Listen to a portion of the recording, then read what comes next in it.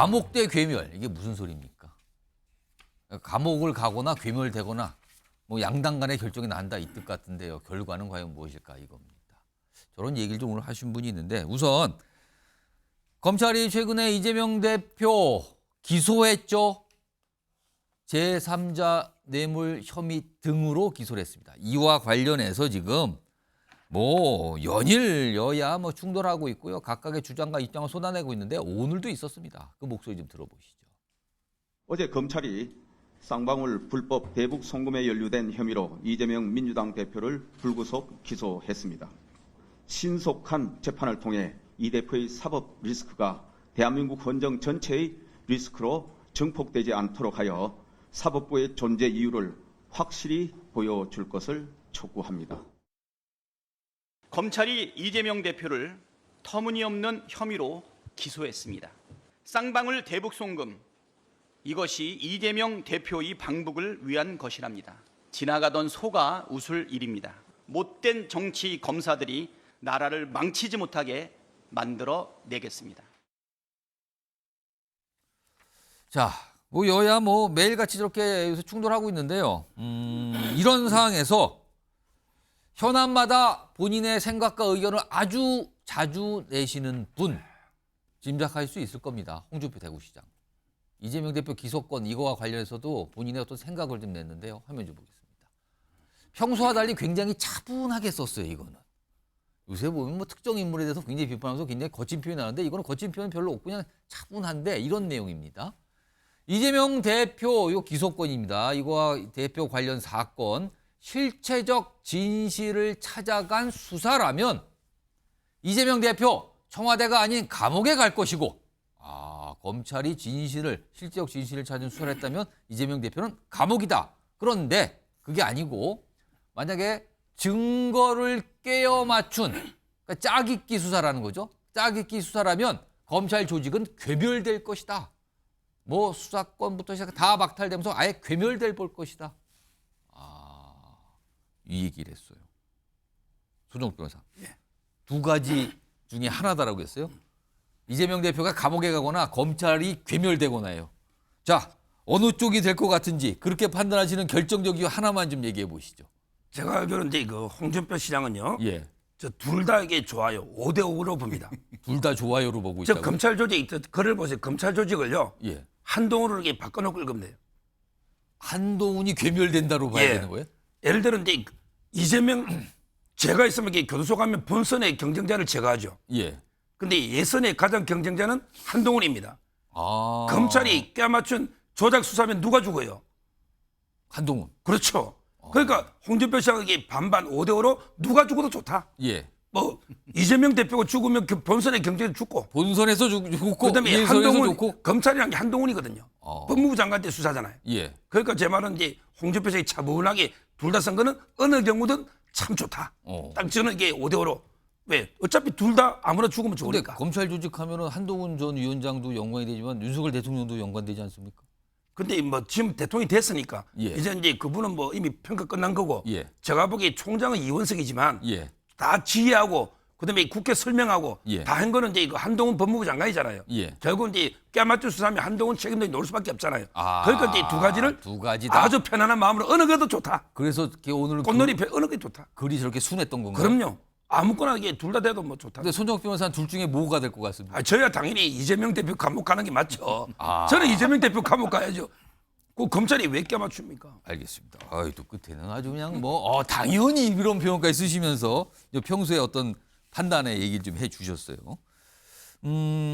김상일 평론가께서 보시기에는 홍준표 시장이 뭔가 관망하는 것 같기도 하면서 두 가지 가능성을 언급을 했어요. 근데 혹시 본인의 방점, 뭔가 비중을 더 둘 중에 어느 쪽에든 비중을 둔 게 좀 보이십니까? 그렇지는 않은 것 같습니까? 저는 방점은 예. 이 싸움을 좀 더 세게 붙이고 이거를 빨리 가속화시켜야 되겠다라는 생각이 있는 것 같아요. 싸움을 가속화시키는 마음이 있다. 네. 그러니까 검찰도 좀 더 굉장히 심각한 거니까 예. 좀 더 중요하게 그리고 빠르게 뭐 강단 있게 빨리빨리 해라. 예. 안 그러면 너네 죽는다. 뭐 이런 얘기를 하는 것 같고요. 이재명 당대표 쪽에도 뭐 어쨌든 지금 상황에 대해서 환기를 하고 정치권 전체를 환기해서 음. 본인이 좀 존재감을 드러내려고 하는 그런 모습인 것 같은데 예. 제가 이런 모습을 보면서 홍준표 시장은 이게 초 단위로 자기 이름을 인터넷에서 검색하시는 분 아닐까 이런 생각이 들더라고요. 자기 이름 기사 나온 거나 뭐 글 나온 걸 검색을 하고 있다고요? 그러니까 본인이 이름이 회자되지 않는 걸 못 참는 것 같아요. 그래서 이런 글도 쓴 것 같다 이런 생각이 듭니다. 그러니까 현안에 대해서 입장을 워낙 많이 내니까요. 근데 이건 두 가지를 냈는데 굉장히 앞서서 특정 인물에 대한 굉장히 날선 비판할 때보다 굉장히 순한 글이거든요. 그러면서 가능성을 둘 다 열어놨어요. 둘 중에 하나일 거다라고. 자, 이런 상황에서요. 지금 뭐 아까 민주당에 굉장히 반발하는 반응까지 좀 전해드렸는데 일단 다음 준비된 영상은 과거의 모습이에요. 여기에 이제 이재명 대표 경기지사 시절의 여러 가지 모습들이 있는데 일단 그 내용 좀 확인해 보겠습니다. 영상 보시죠.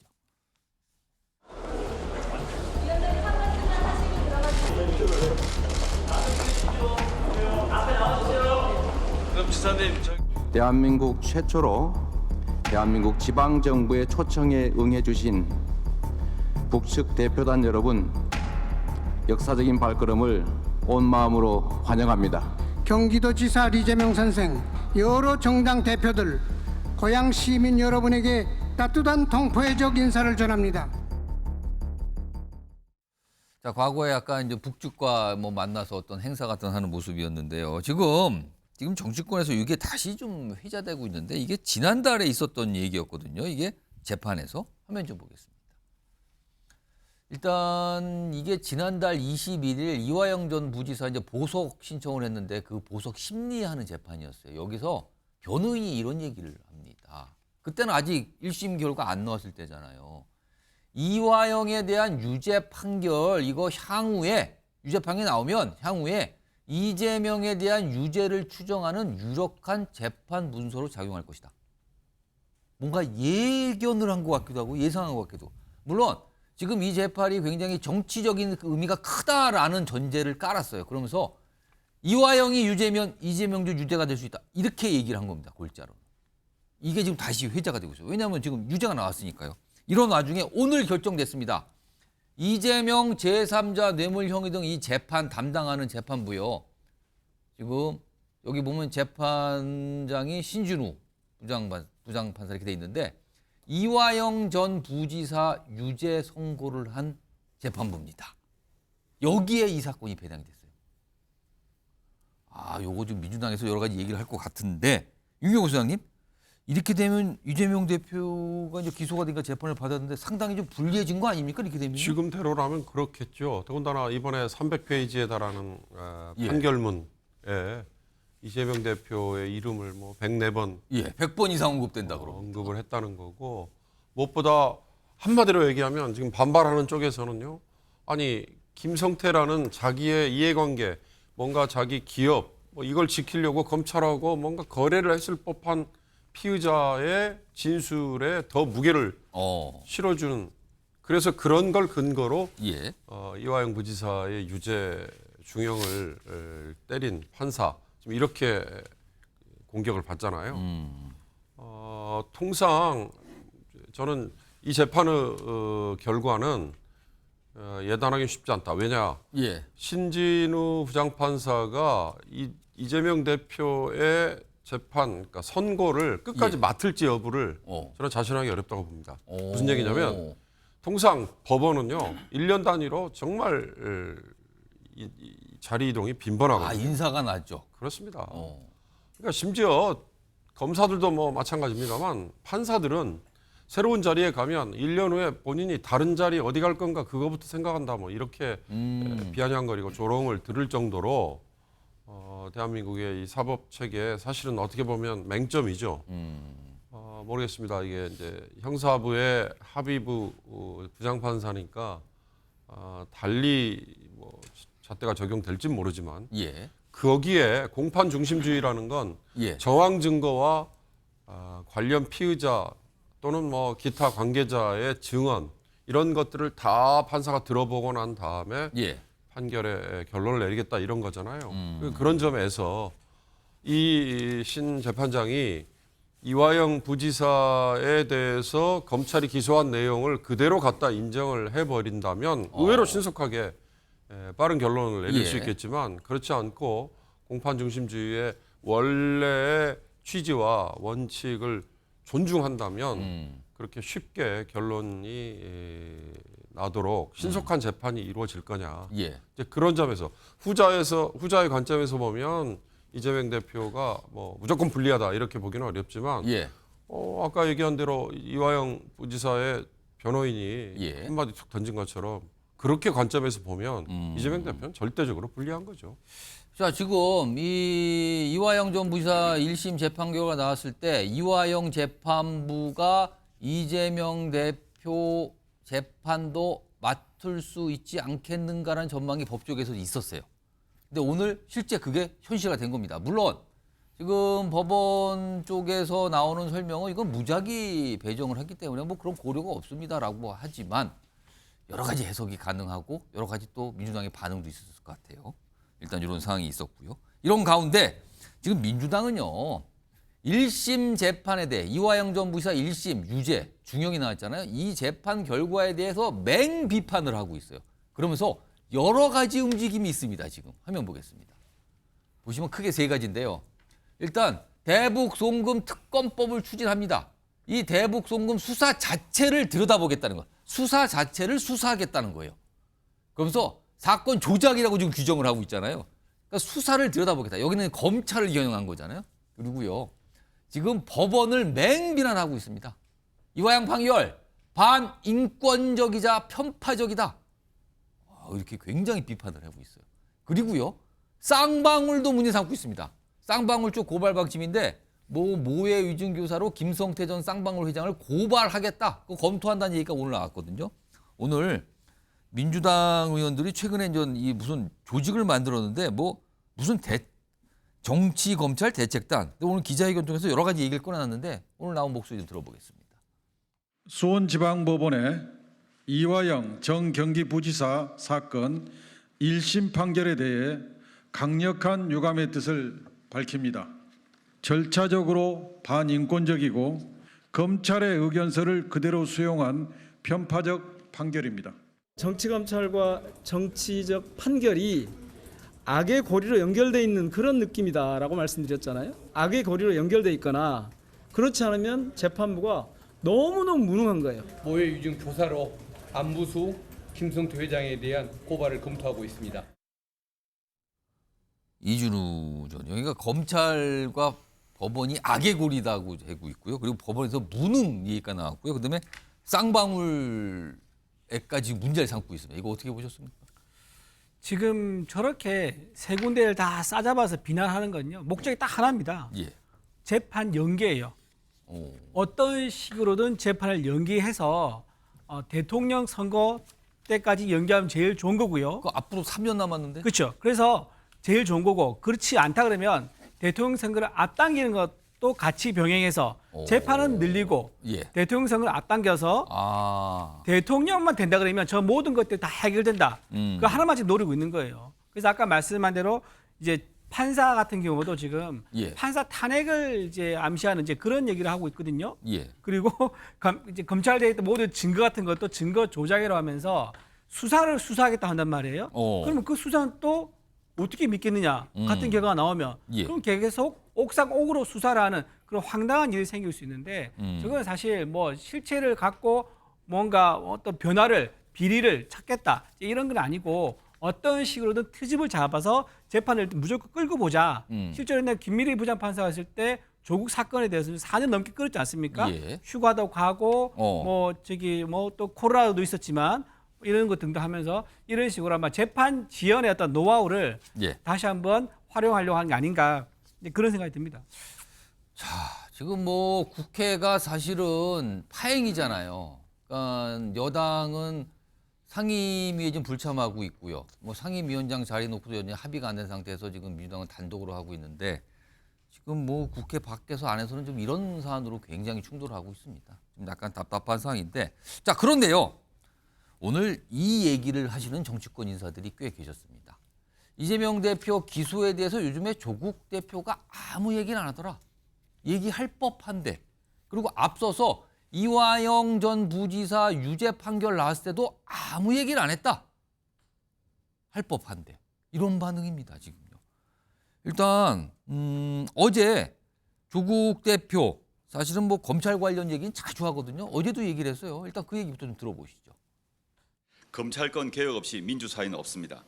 검찰의 나라가 아닌 국민의 나라 대한민국으로 반드시 되돌려야 합니다. 수사권은 여러 기관으로 쪼개서 서로 견제하고 검찰은 기소와 공소 유지를 전담하는 공소청으로 탈바꿈시키고 수사 절차에서 인권을 보장하는 장치를 강화하는 것입니다.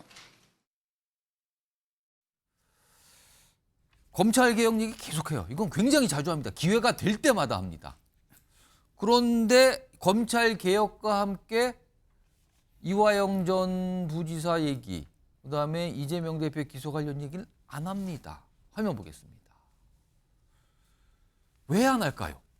왜냐하면 이건 정치적인 현안이잖아요. 굉장히 이슈고요. 그리고 각 정당들이 되게 논평을 합니다. 자주.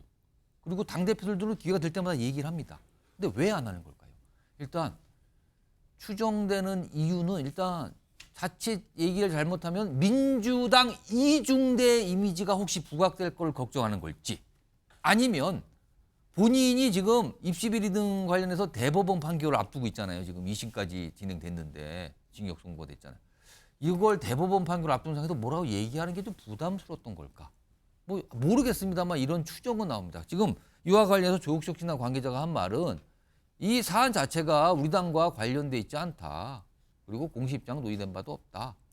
뭐 앞서서 이화영 전 부지사 관련된 재판권에 대해서도 뭐 공식 입장 논의된 바 없다. 이런 입장까지 나왔거든요. 윤경호 소장님, 조국 대표는 왜 아무런 얘기를 안 한다고 보십니까? 법원의 판결과 검찰의 수사나 기소 이 두 가지는 좀 구분해서 대응을 하는 게 아닐까. 왜냐하면 본인이 2심에 징역 2년이라는 실형까지 받은 상황이고, 예. 대한민국의 사법 체계 자체를 나는 수용할 수 없다라는 입장이라면 뭐 검찰뿐만 아니라 법원까지도 모조리 다 한 바구니에 넣고 그냥 부인하고 비판하고 할 수 있지만 그런 정도는 아니잖아요. 본인이 법무장관 그다음 민정수석 때 하려고 했던 사법체계 개혁이라는 것도 예. 검경을 위주로 하는 수사권, 뭐 기소권 이 조정 문제 이런 거에 더 주력했던 감안해 보면 예.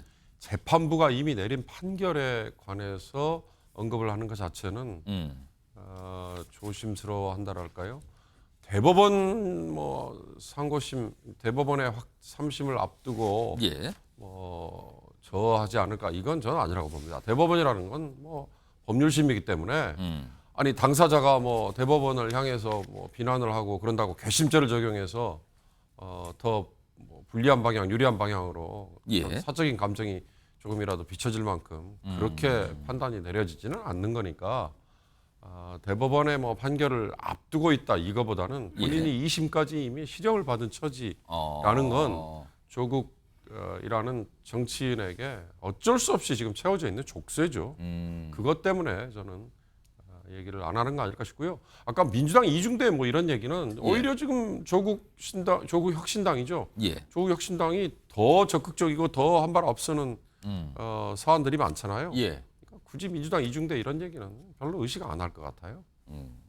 김상현 평론가, 네. 혹시 민주당에 약간 말은 안 하지만 네. 뭔가 총선 과정을 지나고 그 위에 지나면 섭섭한 게 있는 거 아니냐? 라는 시각도 분명히 존재하는데 어떻게 좀 보십니까 이거는? 저는 그거보다는요. 이제 혁신당도 예. 지방선거를 통해서 당을 더 확장하고 키워나가야 되는 게 있잖아요. 그렇습니다. 정당이면 그렇습니다. 네, 그렇기 때문에 분명히 자기의 정체성을 구축해야 되는 국민이 있을 거예요. 그런데 모든 이슈가 민주당이 제기하는 이슈하고 대동소이하다. 예. 그러면 작은 정당은 묻히죠. 저는 개혁신당도 똑같은 예. 고민이 있을 거라고 봐요. 예. 이게 좀 더 중도적이거나 좀 더 실용적인 분야로 오면은요. 예. 그 부분을 이미지 메이킹 내지는 정체성 구축을 하는 게 예. 조금 더 어려워집니다. 그래서 저는 그런 고민이 굉장히 많이 있을 거다. 그렇기 때문에 그런 고민 하에서 좀 더 신중하게 움직이는 부분이 있고 예. 그리고 좀 전에 윤경호 소장님은 뭐 대법을 뭐 신경 쓰지 않을 거다라고 얘기하시지만 저는 그렇게 생각하진 않아요. 그것도 신경 쓸 거라고 저는 법원이 봅니다. 좀 신경 쓰인다 지금. 예, 왜냐면요. 법원이 우호적으로 보려면요. 법리를요. 그 전례에서 찾아요. 이재명 대표 지난번 그 대법에서 이거 파기환송할 때도요. 예. 하나의 사례를 중심으로 했잖아요. 뉴욕타임즈 대 설리반. 예? 예, 예. 그거 가지고 했잖아요. 예. 예. 그런 식으로 열심히 좀 찾아서 적용을 해주면 당연히 그 어떤 법관의 마음이 영향을 저는 준다고 보기 때문에 예. 그런 부분도 전혀 없지는 저는 않을 것이다 이렇게 생각합니다. 이런 가운데 조국 대표는 계속 침묵하는 가운데 오늘 정치권에서 이게 살짝 좀 회자가 됐습니다. 과거에 조국 대표가 워낙 많은 현안에 많은 의견을 남겼잖아요. 그래서 뭐 이런 별명이 조만대장경 이렇게까지 나왔는데 과거에 썼던 글이 있습니다. 화면 좀 보겠습니다. 이게요, 이제 반기문 전 유엔 사무총장 조카 관련 의혹 제기 당시에 언급한 건데 이거 반기문 전 총장을 향해서 한 말이잖아요. 당시에 이거 한참 됐어요 좀. 알았으면 공범이고 몰랐으면 무능이다. 조카 관련 의혹 제기에 대해서 몰랐다고요? 그럼 무능한 거네요. 그걸 왜 모릅니까? 그리고 알았다고요? 그럼 공범이네요. 이렇게 압박을 한 겁니다. 이 글이 다시 오늘 회자가 되고 있는데 손정욱 변호사. 이게 이재명 대표한테 적용될 수 있는 거 아니냐 이거를 이 글을 조국 대표가 과거에 남겼던 거 아니냐 이런 얘기입니다 지금. 뭐 제가 이제 그 이재명 대표에 대해서 방송에 비판 많이 했잖아요. 예. 그래도 저는 이제 이거 무능하다고는 생각 안 합니다. 이재명 대표가 무능하면 오늘날에 민주당이 그 대표까지 올 수 없죠. 무능한 분 아니에요. 유능하니까 왔다 이렇게 보시는 한마디로 거잖아요. 이게 공범이죠. 알았으니까. 그러니까 공범이죠. 지금 이화영 전 부지사가 대북 송금 관련 북한과 관련해서 쌍방울 관련해서 뭔가를 한 건데 이게 문제가 난 거에서 유죄가 나왔잖아요. 근데 이거를 몰랐다면 무능이고 알았다면 공범이다. 지금 이건데 그중에서 무능은 아니라고 보시는 거예요? 지금 이제 성남시장 할 때 보도블록 하나 교체할 때도요. 예. 직접 확인하고 이게 결제할 정도로 성실한 분이에요. 아. 그런데 이런 어마어마한 걸 부지사가 하는데 전혀 이게 몰랐다. 클릭만 하고 안 읽었다. 예. 도장을 이게 다 지기는 맡겨놓고 알아서 다 찍었다. 그 누가 그래 생각합니까? 결국에 공범을 봐야 되고요. 예. 지금 조국 혁신당은요. 이재명 대표에 대해서 침묵하는 게 아니고 예. 오히려 이게 즐기고 있어요. 즐긴다고요? 에스프레소 한 잔 딱 마시면서 선고되니까 야 오늘 이게 기분 좋다 망중한 이런 게 사진까지 올리고 있어요. 재판이 있는 선고 재판이 있는 당일날 커피 사진 올린 거 그리고 그 위에는 무슨 콩국수 먹는 사진도 올렸는데. 근데 왜 그러냐? 예. 저는 두 가지로 보는 게 일단 잠재적 경쟁자예요. 야당에서 대선의 잠재적 경쟁자인데 예. 조국 대표 입장에서는 왜 내만 교속하고 당신에게 질질 재판 끌어가 당신은 대선 오고 내만 이게 교속하는 게 이게 공정하냐? 내처럼 이게 절박하게 좀 연대해서 윤석열 임기 단축해가지고 이게 같이 살 길을 찾아야 되는데 예. 이재명 대표는 이게 완전히 조국 당에 대해서 뭐 해준 게 없잖아요. 원내 교섭단체도 안 만들어줘. 뭐 예를 들어 이게 개헌에도 전혀 반응이 없고 한동훈 1호 특검에도 반응이 없고 예. 이러니까 이게 섭섭함이 엄청나게 있는 거예요. 침묵은 그런 의미로 보시는 거예요, 그럼? 아니 그래서 이재명 대표도 잘못되면 이게 절박하게 뭐 윤석열 임기 단축이나 대통령 이래 노력할 텐데 느긋하잖아 민주당은. 왜 이재명 대표는 3년 끄는 거는 뭐 느긋하거든요. 따라서 이제 조국 대표는 이게 아주 이재명 대표에 대한 잠재적인 라이벌러십 플러스 예. 그런 섭섭함이 있기 때문에 예. 상당히 침묵을 넘어서 오히려 조롱하는 듯한 이런 사진을 딱 선고되자마자 예. 올리고요. 지금 제가 이제 그 개딸들 사이트 가보면요. 예. 조국 대표에 대해서 입에 담지 말들 욕설이 도배하고 있습니다. 뭐 입에 담을 수 있는 정도만 소개해 주신다면 뭐가 있습니까? 예를 들어 이게 화장실 근처에 반대했잖아요. 근데 차라리 화장실 요강 갖다 놔라. 요강을 갖다 놔라. 이런 게 글들부터. 그 사무실에 불만 표시한 것에 대해서 굉장히 좀 비판적으로 보고 있다는 거죠, 거기서. 그렇죠. 그 외에도 이게 글들 보십시오. 예. 그 난초 있잖아요, 대통령. 예. 이것도 이게 개딸들이 엄청 비판. 왜 그래 속이 좁냐? 우리 이재명 대표는 받아들이지 않냐? 이러고 있어요. 따라서 이게 이미 전쟁이 벌어지고 있는 겁니다.